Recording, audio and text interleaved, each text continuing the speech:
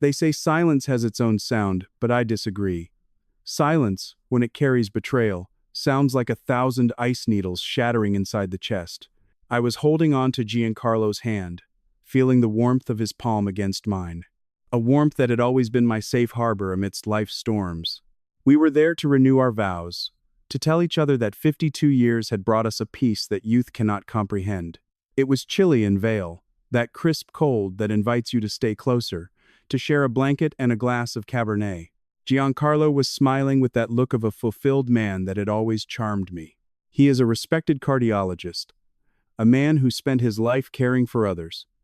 And I, as an architect, had always been proud to have built a family as solid as the structures I designed for my clients.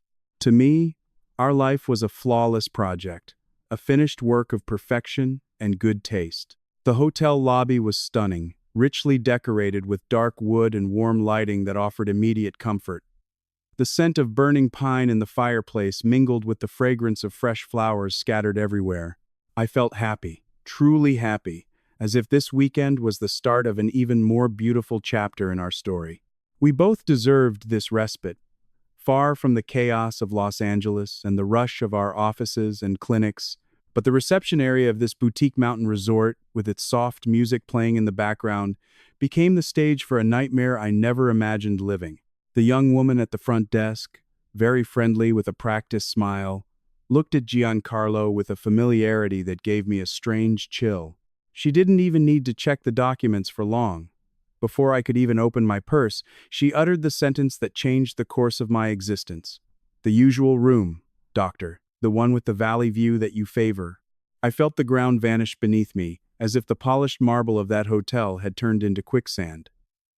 For a second, my brain tried to process the information logically. Maybe she was confusing Giancarlo with another doctor, another physician who frequented the place, but the look I shot him the next second destroyed any hope of a mistake. Giancarlo, who was always a man of soft speech and sure gestures, simply froze. He didn't look at me. He kept his eyes fixed on the receptionist, and I saw a bead of sweat trace a path down his temple, despite the air conditioning being set to cool. He let out a forced cough and tried to smile, which looked more like a grimace of pain.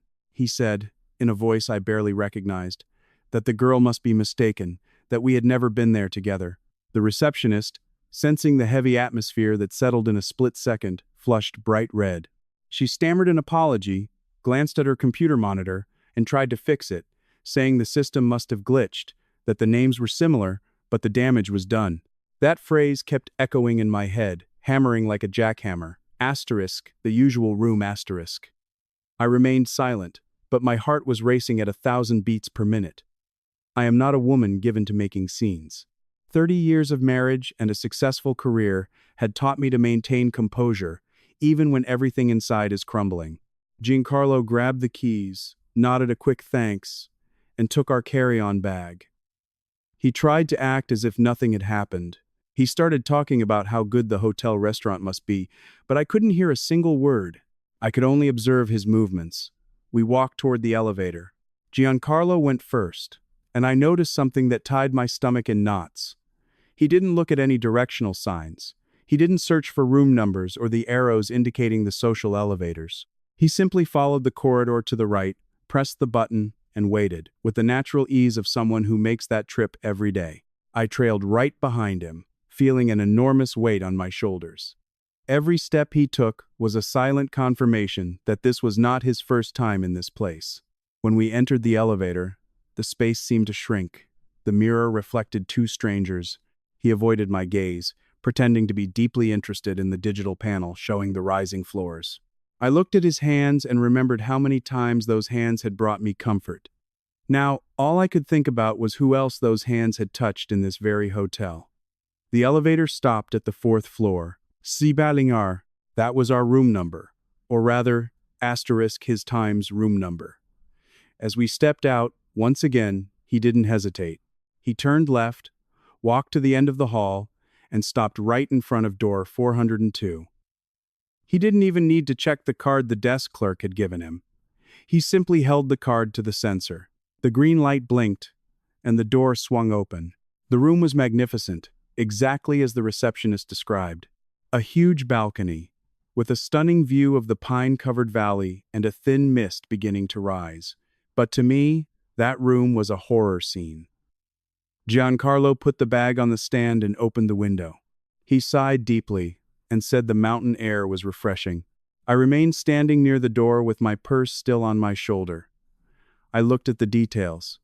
He went straight to the switch that controlled the indirect lighting, the one hidden behind a gypsum cove. He knew exactly where the towel warmer control was in the bathroom.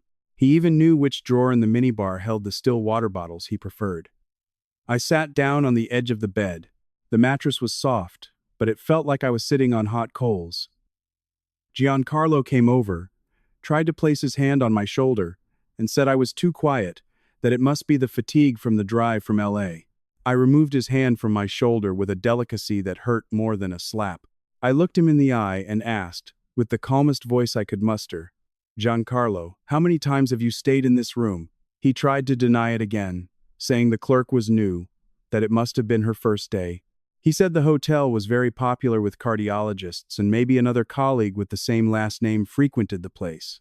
He talked a lot, spoke fast, trying to fill the silence with explanations that made no sense. I know my husband. I know every tone of his voice, every hesitation, and there, in that luxury hotel room, I knew he was blatantly lying to me. I stood up and went to the balcony. The cold hit my face, but I didn't feel it. I tried to recall all the times Giancarlo said he had a conference in Dallas or an emergency at the hospital that required him to spend the weekend away. It happened so many times in the last 3 or 4 years. I always encouraged his career. I always believed his work was sacred, that saving lives demanded sacrifices, including our time together. I often stayed home alone or went out with my friends, proud of the dedicated husband I had. As I looked out at the valley, I started to feel like an idiot, an architect who can read complex blueprints, but was blind to the blueprint of infidelity being built right under my nose. Giancarlo approached from behind but kept a safe distance. He began saying I was ruining our moment with nonsense, that we had come to celebrate our lives. I turned to him and said there was nothing to celebrate while that doubt was between us. We decided to go down for dinner, as he insisted the restaurant atmosphere would do us good. I agreed, not because I wanted to eat, but because I needed time to observe. The restaurant was full of elegant couples. The sound of cutlery on porcelain plates and the murmur of low conversations created an atmosphere of false normalcy. Giancarlo ordered a wine he said was excellent. The waiter, an older gentleman with white hair and slow gestures, served the wine and said, "An excellent choice, doctor. You always had good taste in our vintages." Another blow, another confirmation. I didn't even touch the wine. I looked at the other couples and wondered how many of them also lived on appearances. How many of those women were being deceived while smiling at their husbands? Giancarlo tried to make small talk about our eldest son's wedding, about the mansion renovation I was overseeing in Bel Air, but I could only respond with short, monosyllabic sentences. My mind was elsewhere. I started thinking about all the credit card statements I never questioned. We have separate accounts, but we share household expenses. He was always very generous with money. He never let anything be lacking. But now I realized that this generosity might have been a way to buy my silence or my lack of curiosity. Giancarlo had always been my safe harbor, the man who held me up when my parents passed away, the wonderful father to our 2 children. How could that man have a secret life in Vail? The food arrived, but it tasted like ashes in my mouth.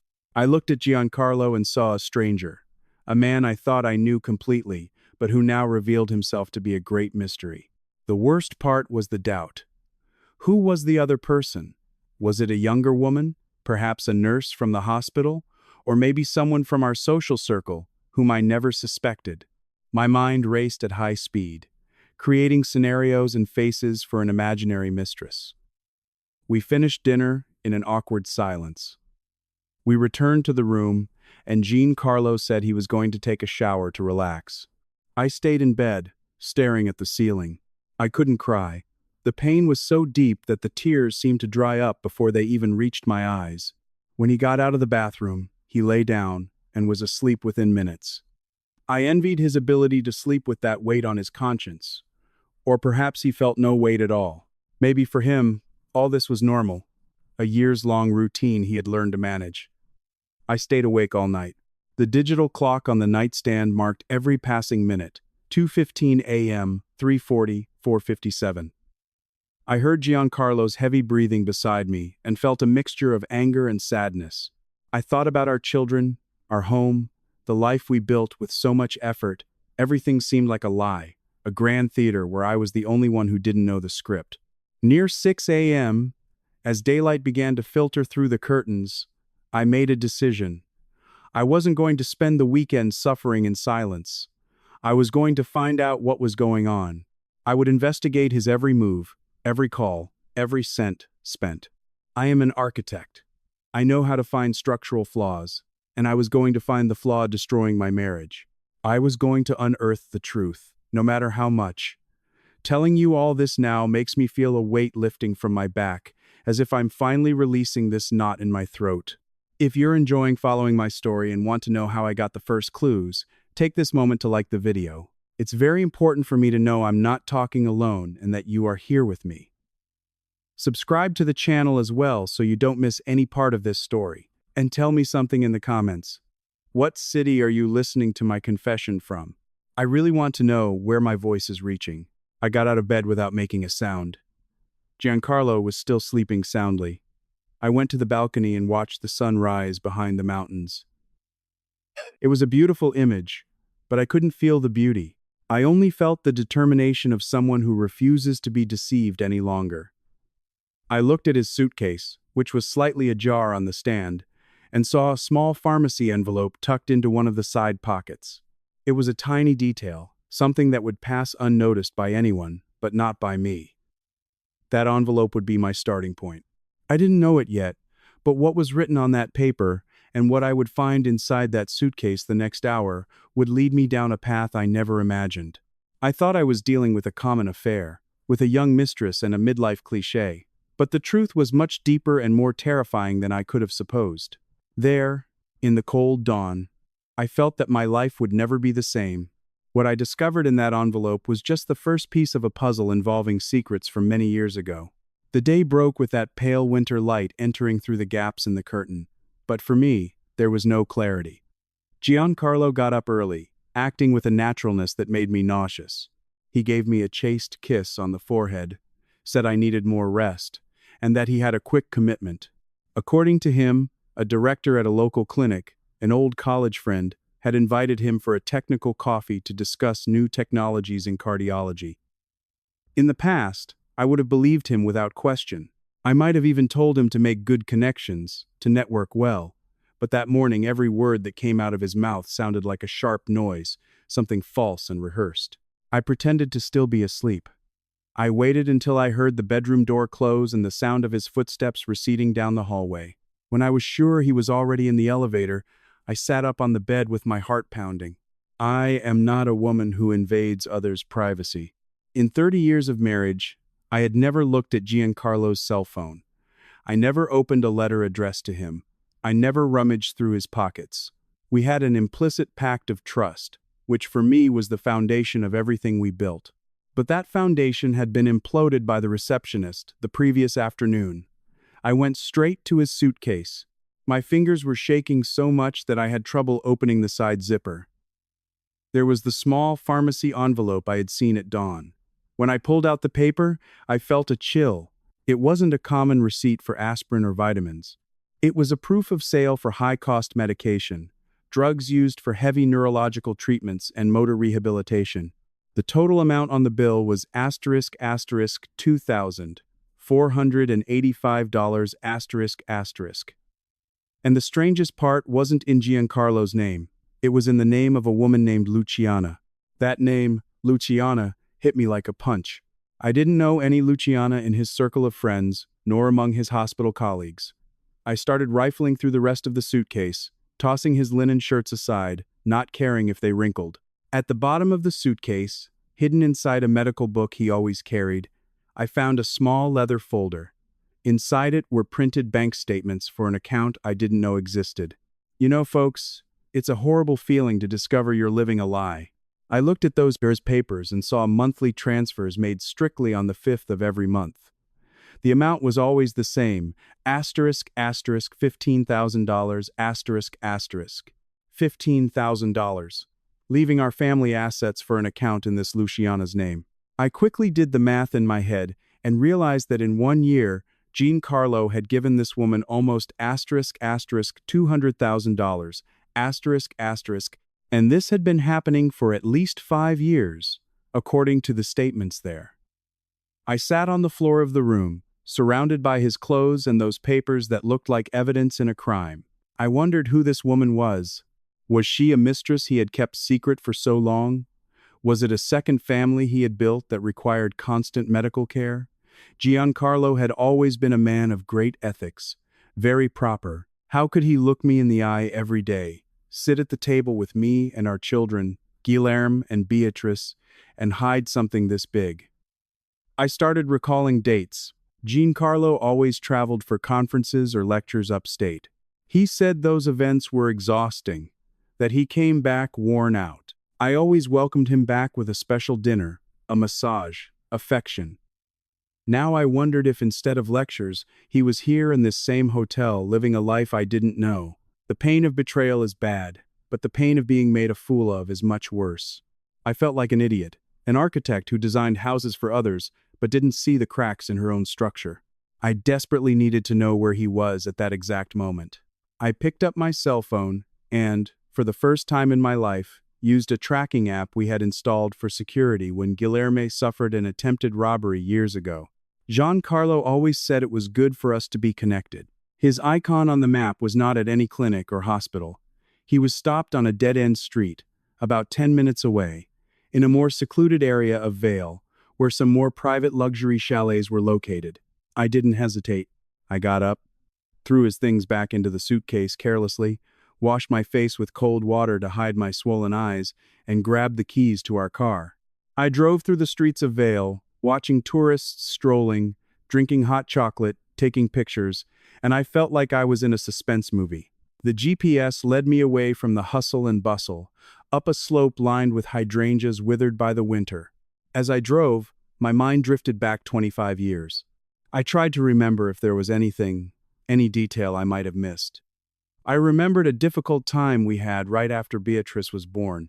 I suffered from severe postpartum depression, and shortly after, we had that car accident coming back from a party in the mountains. I remembered little about that night. Giancarlo always said it was a miracle we survived and that the other car involved wasn't seriously damaged. He said he settled everything with insurance and that I didn't need to worry about anything, that I just needed to recover from my sadness and take care of our babies. At that time, I was so fragile that I accepted his care as a gift from God. He was my hero. He handled the bureaucracy, the police, and me. But now, feeling the steering wheel vibrate in my trembling hands, I started to wonder, what if it wasn't exactly like that? What if Giancarlo hid something from me that night that changed the course of our lives forever? I arrived at the address indicated by the GPS. It was a narrow, quiet street, where the only sound was the wind rustling the pines. Giancarlo's car was parked in front of a rustic wooden gate, with a small sign that read Chalet of the Roses. I parked the car a little further away, behind a thick tree, so he wouldn't see me if he came out. My heart was beating so hard I thought I would faint. I got out of the car and walked carefully along the shoulder. The gate wasn't completely closed. I entered the garden, which was very well maintained, full of flowers resisting the cold. The chalet was made of stone and wood, a beautiful and isolated place. I walked around the house, trying not to step on the dry leaves until I reached a large glass window that looked into the living room. What I saw inside destroyed all my theories that he had a young, frivolous mistress. Giancarlo was sitting on a leather sofa with his back to me. In front of him, in a special wheelchair, was a young man who must have been about 25 or 26. He seemed to be in a torpor, his eyes fixed on some point, but he smiled when Giancarlo held his hand. Beside them, a woman of about 50, with a tired face and gray hair pulled into a bun, brought a tray of medications. It was the woman from the pharmacy envelope. It was Luciana. Choo. But the way she looked at Giancarlo was not the look of a mistress. It was a look of gratitude, of complicity I couldn't understand. Giancarlo stood up and helped the woman adjust the young man in the chair, speaking very softly, as if he were at home. I stood there, paralyzed, feeling the cold seep into my bones. Who was that young man? Why did my husband dedicate so much time, money, and affection to that unknown family? I felt a mix of relief that it wasn't a common physical affair, but deep anguish, realizing the secret was much bigger than I could imagine.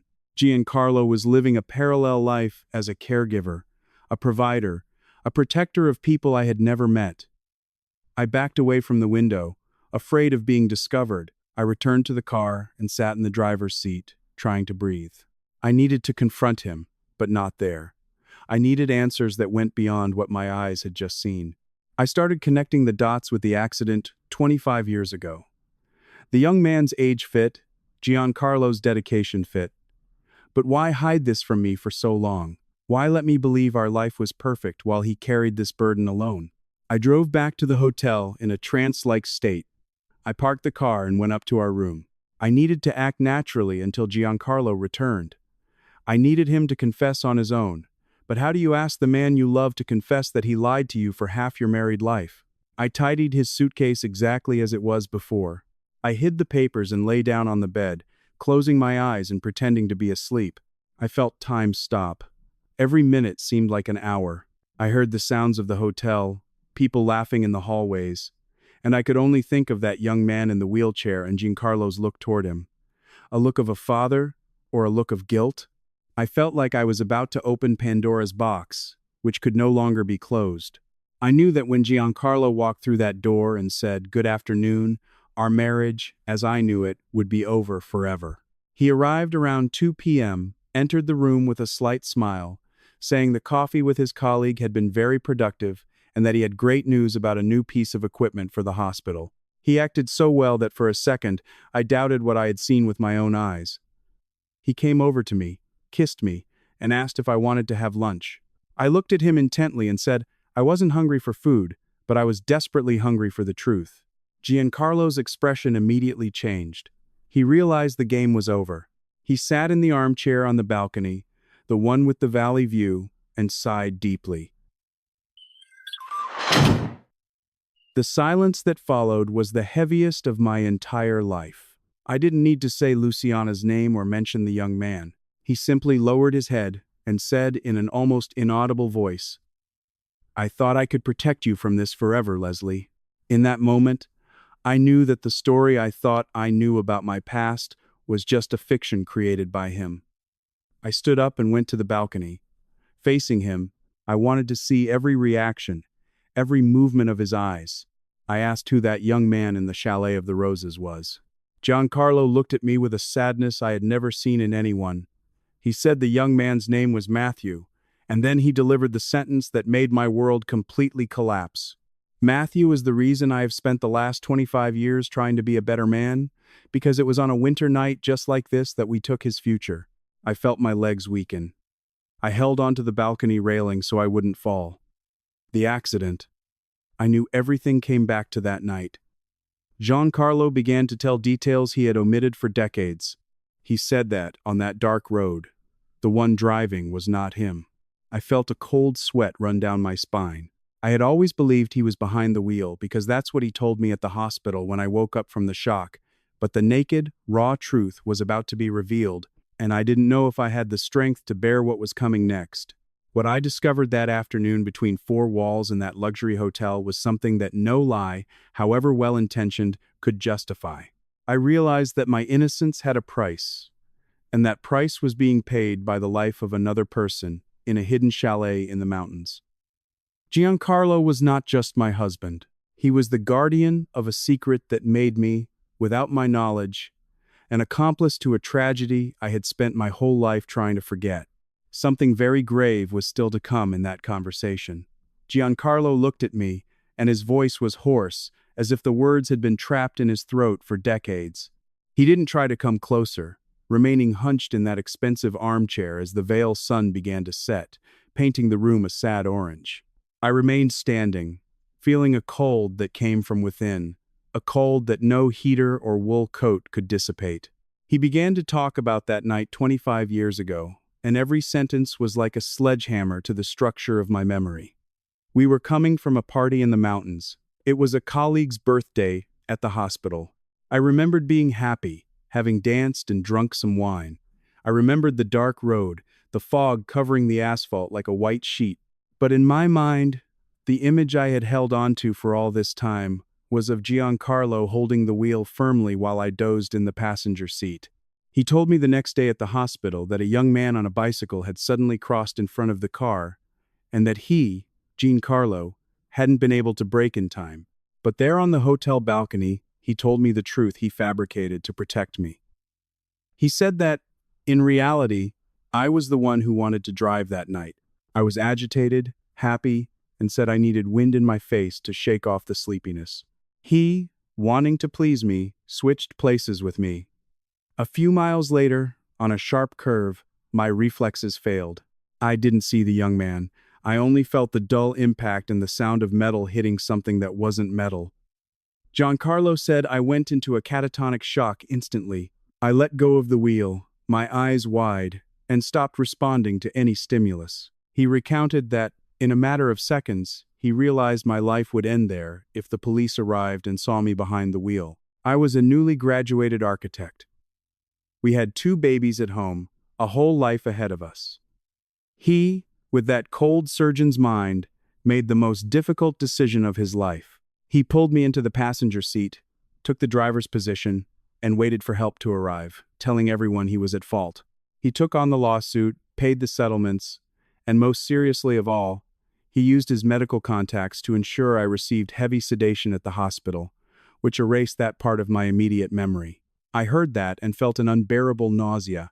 I asked in a trembling voice, how could he have the courage to decide what I should or shouldn't remember? He said he loved me too much. He couldn't stand to see the woman of his life wither away from guilt, or worse, be arrested for a tragic accident. He said that Matthew, the young man on the bicycle, survived, but the after effects were severe.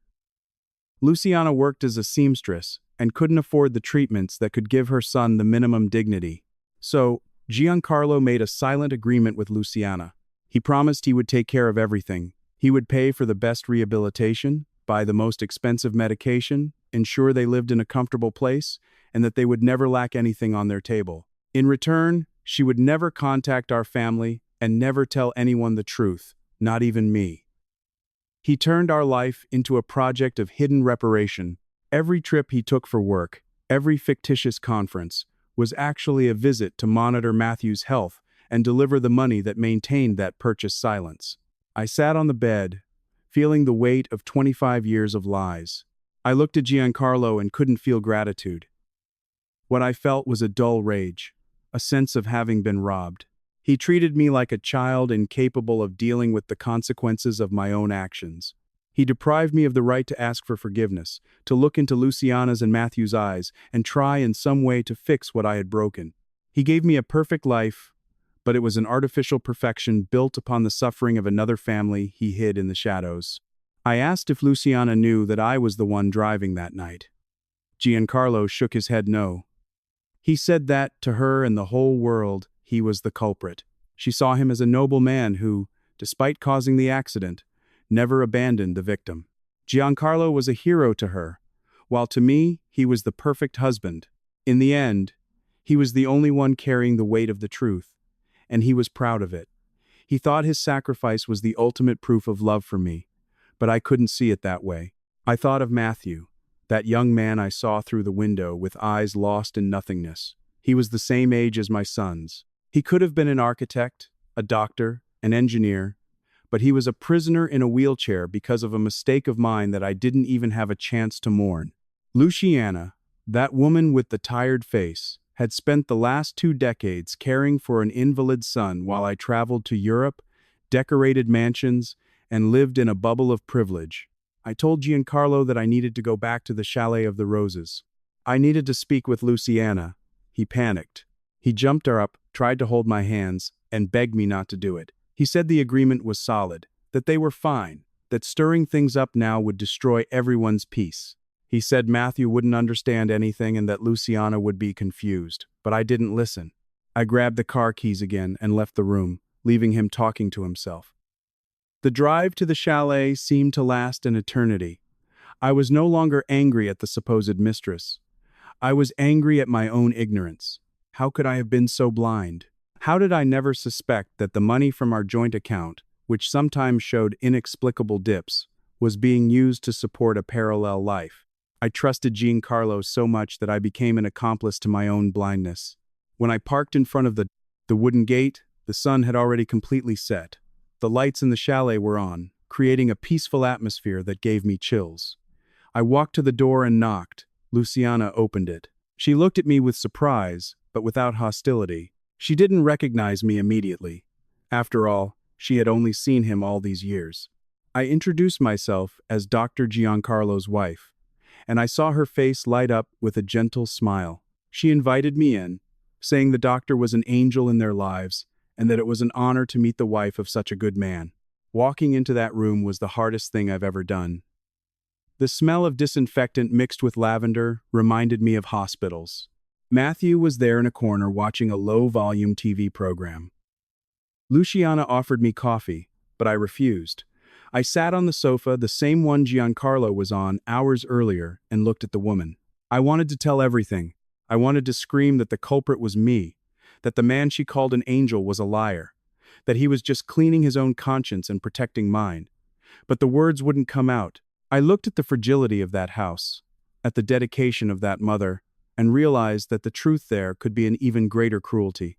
If I told her that Giancarlo lied, I would destroy the only image of goodness that woman had to hold on to.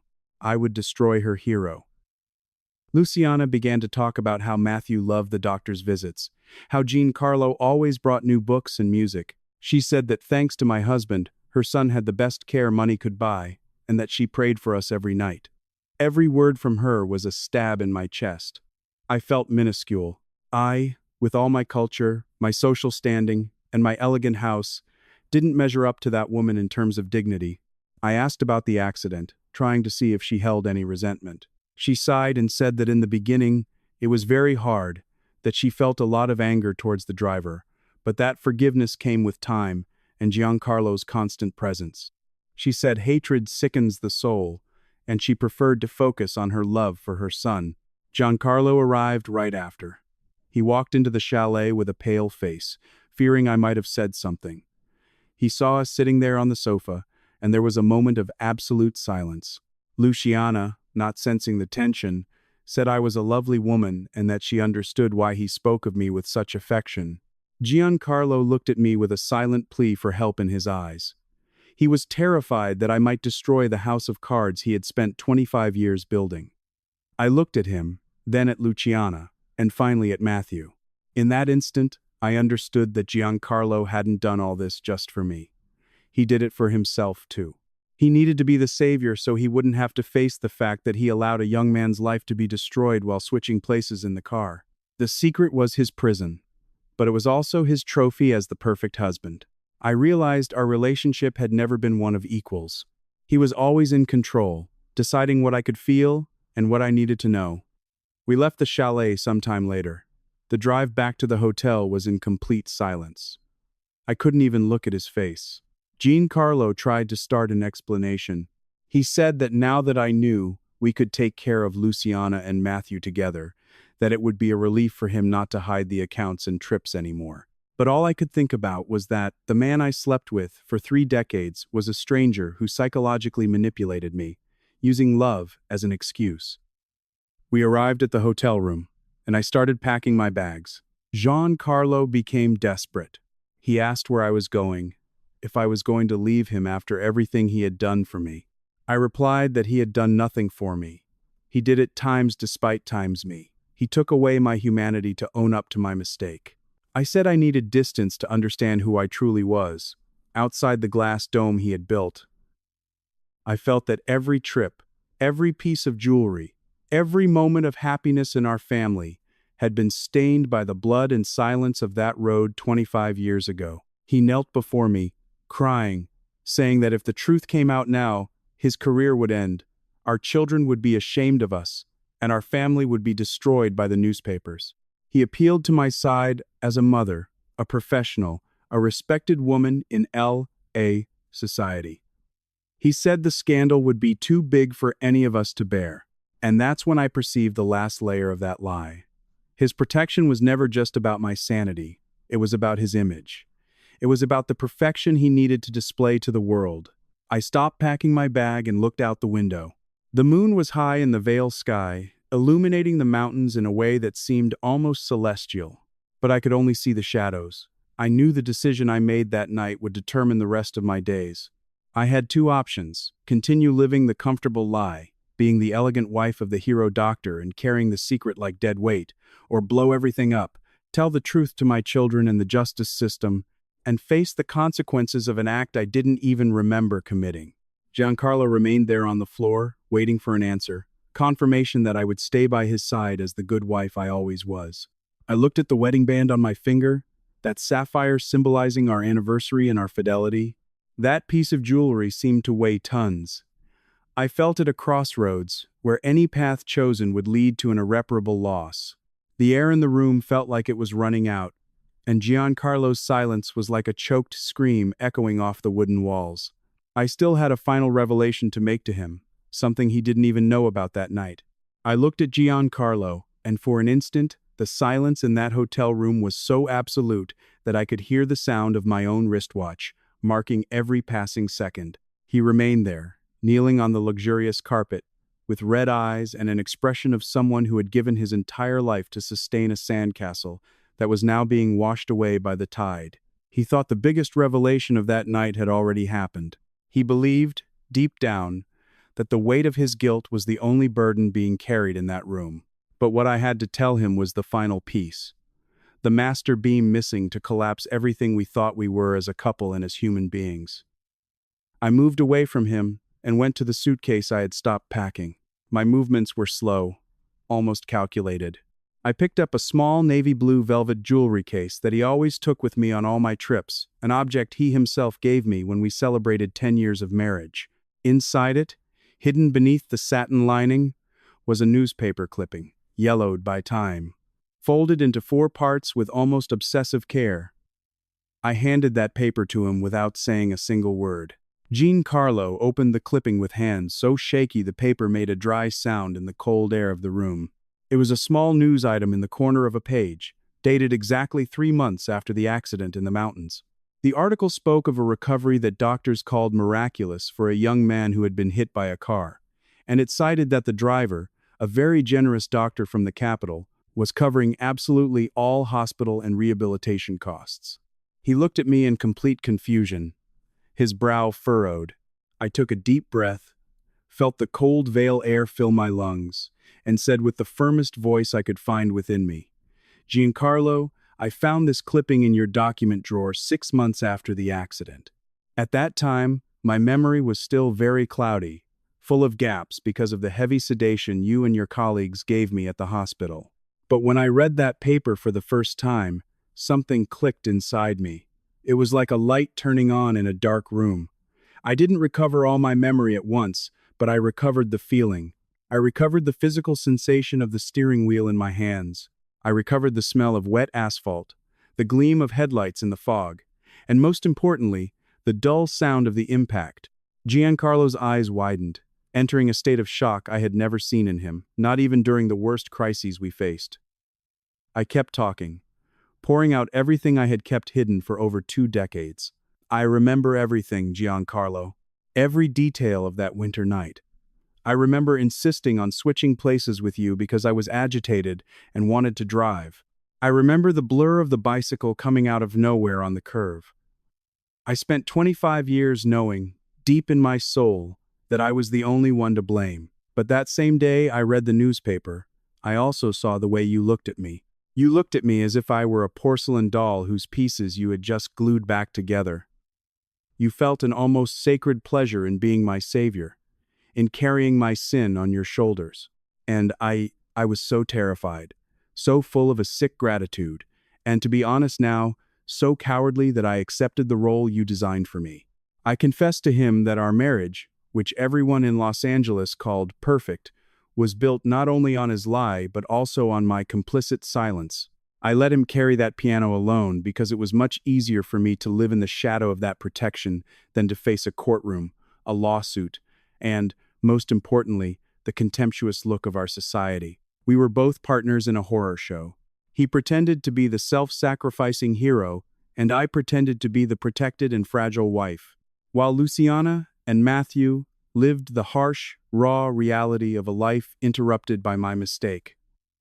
Giancarlo began to sob in a way that broke the heart. He asked, between gasps, "Why didn't you ever say anything before? Why did you let me live under the crushing weight of that secret for so long if I already knew everything?" I replied that, at first, it was out of pure fear of losing the comfortable life we had. Then, as the years passed, it became a strange and distorted form of love. I thought that if I confessed I knew the truth, I would take away the only thing that made him feel like a special and noble man, the sacrifice he was making for me. I sacrificed my own truth to feed the savior ego he needed to be. We spent 25 years deceiving each other, each protecting the lie the other needed to hear. That night in the hotel was washing our souls in a brutal, almost violent way. There was no more room for masks or disguises.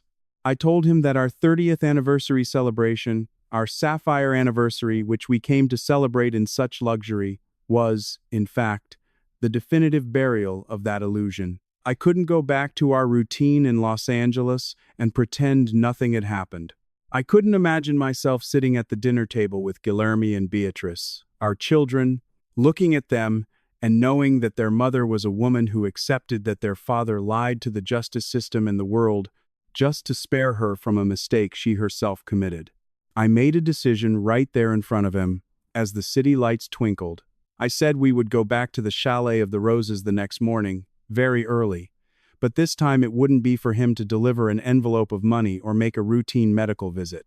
We would go together as a real couple. I would sit in front of Luciana and tell her, looking her in the eyes, that the person behind the wheel, gripping the steering wheel tightly, was the woman standing in front of her. I would offer her not just the financial support that Giancarlo was already providing, but my rawest truth, my most sincere apology, and my total willingness to face any legal consequence that might still exist, even after all this time. Giancarlo tried to dissuade me one more time, using the same old arguments. He talked about our family name, about our children's inheritance, about the public shame of being exposed in all the newspapers. He appealed to my side as a mother, an award-winning architect, a respected woman in LA society. He said the scandal would be too big for any of us to bear. And it was exactly at that moment that I perceived the last and most bitter layer of that lie. His protection was never just about my sanity or my well-being. It was about his Times image. It was about the perfection he needed to display to the world. He didn't want to save Leslie. He wanted to save the myth of Dr. Giancarlo. I stopped closing my suitcase and stared fixedly out the window. The moon was high in the Vale sky, illuminating the mountains in a way that seemed almost celestial, calm and unchanging. But I could only see the shadows projected in the valleys. I knew that the decision I made that pre-dawn morning would determine the rest of my days on this earth. I had two clear options: continue living that comfortable lie, being the elegant wife of the hero doctor, and carrying the secret like dead weight, or blow everything up, tell the truth to my children, to the justice system, and to whomever, facing the consequences of an act I tried to erase from my history. Giancarlo remained there on the floor, waiting for an answer. Confirmation that I would stay by his side as the good wife I always was. I looked at the ring on my finger, that sapphire stone symbolizing our decades of union. That jewelry seemed to weigh tons, as if it were chaining my soul. I felt at a crossroads, where any path chosen would lead to a loss that could not be recovered. The air in the room seemed to be running out, and his silence was like a choked scream echoing in the wooden walls. But I still had a surprise for him, something that happened that night in the chalet that I hadn't told him yet. We spent the rest of the night awake, but this time it wasn't a silence of resentment. It was a long and exhaustive conversation. We talked about fears we had never dared to touch upon in 30 years. He confessed that on many nights he felt a deep anger toward me for having to carry the weight of the secret alone. and I confessed that I felt immense resentment toward him for turning me into a sort of emotional invalid, taking away my chance to grow from my own mistake. We cried everything we had to cry, a cry that came from the bottom of our stomachs. In the middle of the night, Giancarlo hugged me, but it wasn't a protective hug. It was the hug of a co-conspirator who had finally been discovered and felt relieved about it. For the first time in decades, I felt we were being truly honest with each other. The next day, the Vale sky woke up with a blue so clear it hurt the eyes. We checked out of the hotel very early. The same receptionist from the first day was there with the same practiced smile. She wished us a good trip and said she hoped to see us again soon. Giancarlo just smiled back and thanked her with a nod. We got into the car and followed the familiar route to the Chalet of the Roses. The drive was made in a silence of preparation, as if we were heading to a trial. When we arrived, Luciana received us with the same cup of coffee and the same kindness as always. Matthew was in the garden with a blanket on his lap, enjoying the morning sun. I asked us to sit in the living room. Giancarlo held my hand tightly under the table, and I felt he was giving me the courage I myself lacked. I told her everything, from the party, the switch of places, the moment of impact, the lie at the hospital, up to the discovery of the secret in the newspaper, and my cowardly decision to remain silent all these years.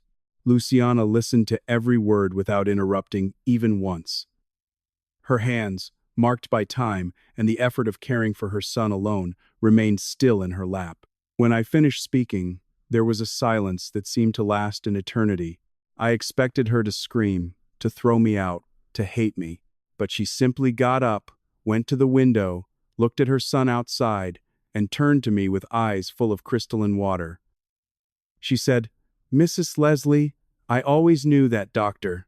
Giancarlo was not the driver that night. The shock shifted sides instantly. She and Giancarlo looked at each other, completely floored. Luciana explained that on the day of the accident, she was coming back from an extra job and saw the car pass by her seconds before the impact. She saw through the open window that a blonde woman was driving, but when Dr.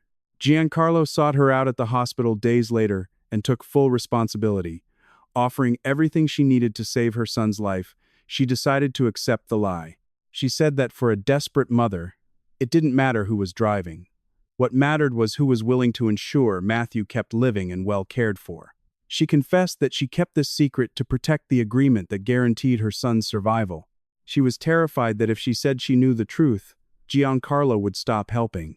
"The three of us have been living a lie, Mrs. Leslie," she said with a wisdom that made me feel like the smallest of women. "But you had the courage to come here today and tell the truth without anyone forcing you. And that, to me, is worth far more than all the money the doctor has sent us over all these years."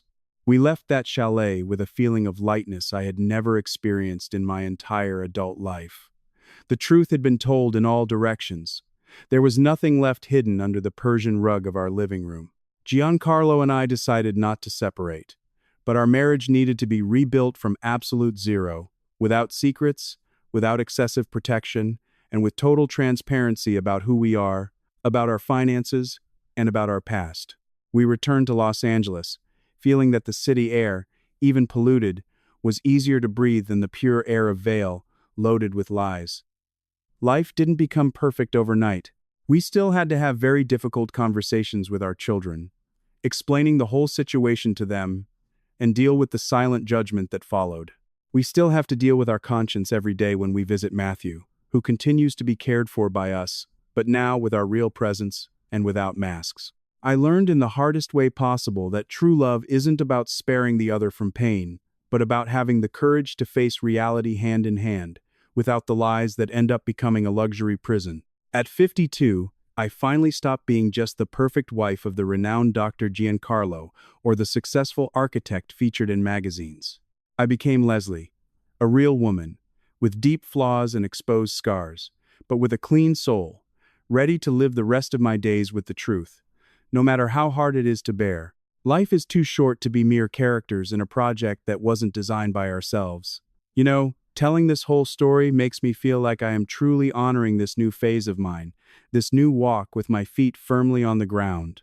It is an immense relief to have nothing left to hide from anyone. If you've made it this far with me, listening to every detail of this journey. I really wanted to thank you for your kindness, patience, and precious company. Tell me down in the comments what city you are listening to this conclusion from and what time it is there right now at this exact moment you finish hearing my story. I would love to read every one of your comments and feel that in some way my life lesson can touch the heart of someone else who also needs a little courage to speak the truth. A loving kiss to your heart, and may God be with you all. This is a story that makes us lose our breath and, at the same time, invites us to look at our own family structures. Following Leslie's and Giancarlo's journey is understanding that silence and omission, even when disguised as love and protection, can be the cruelest forms of control. The great impact of this twist is not just in the accident itself, but in the discovery that Leslie's autonomy was sacrificed to feed her husband's hero role.